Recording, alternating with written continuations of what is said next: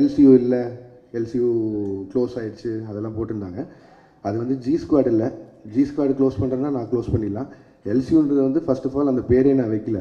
அது வந்து ஃபேன்ஸாக அவங்க தியரியில் எல்சியூன்னு ஒரு நாள் சொன்னது, நான் அதை ஃபாலோ பண்ணிருக்கேன். ஸோ அதை டக்குன்னு நான் ஒருத்தன் மட்டும் முடிவு பண்ணி இல்லை எல்சியூவில் படம் வராது அப்படிலாம் சொல்ல முடியாது. கைதி 2 ஆகட்டும், விக்ரம் 2 ஆகட்டும், ரோலக்ஸ் இண்டிவிஜுவல் ஃபிலிம் ஆகட்டும், இதெல்லாம் என்னோடய கமிட்மெண்ட்ஸ். ஸோ இதை நான் பண்ணாமல் போக முடியாது. இது எல்லாமே என்னோடய கமிட்மெண்ட்ஸ். ஸோ அதனால் எல்சியூ மூடப்படலை, திருப்பி ஓப்பன் ஆகும். இந்த அல்லு அர்ஜுன் சார் படம் முடிச்சோன்னே அது இப்போ தான் ஆக்சுவலி ப்ராப்பராக ஓப்பன் ஆகும்னு நினைக்கிறேன். அண்ட் அதுக்குள்ளே ப்ரொடக்ஷனில் பென்ஸ் இருக்குது, அதுவும் எல்சியூக்குள்ளே தான் வருது. ஸோ ஏதோ ஒரு பாயிண்டில் எல்சியூ சம்மந்தமான படங்கள் வந்துகிட்டே இருக்கும். அமீர் கான் சார் படத்தை பற்றியும் சொன்னாங்க. அமீர் கான் சாரும் நானும் ஒரு படம் பண்ணுறதா இருந்து இப்போவும் பேசிட்டு தான் இருக்கோம். இத்தனை கமிட்மெண்ட்ஸ் எனக்கும் இருக்குது, அவருக்கும் நிறைய கமிட்மெண்ட்ஸ் இருக்குது. ஸோ அது எப்போன்னு தெரில, பட் ஸ்டில் அது பேசிகிட்டு இருக்கோம்.